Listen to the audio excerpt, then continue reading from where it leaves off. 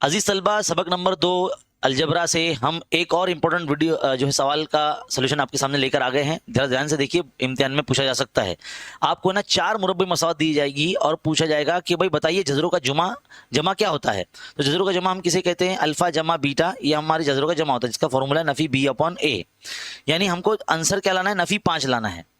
तो नफी 5 कब आएगा? देखो, ये बी और ए की कीमत दोनों जमा में होनी चाहिए। तो बी और ए की कीमत जमा में कहां पर है? बी और ए की कीमत यहाँ जमा में नहीं है, तो ऑप्शन नंबर ए कट है ना। यहाँ पर देखो पहले से ही नफी में है, तो ये भी ऑप्शन बी भी कट। ऑप्शन नंबर सी देखो, जिसमें भी यहाँ पर 3 तो ऑलरेडी जो बी में है, यानी एक्स का जो जरीब होता है वो बी होता है, यहाँ पे 3 दिया गया, तो ये भी ऑप्शन कट, यानी ऑप्शन नंबर डी आपका सही जवाब होगा। चेक करके देख लेते हैं। नफी बी जो है यहाँ पर एक्स का जरीब यानी 15 है, ए जो है आपका 3 है, तो 3 का 3, 3 पंजे 15, तो नफी 5 आ गया आंसर।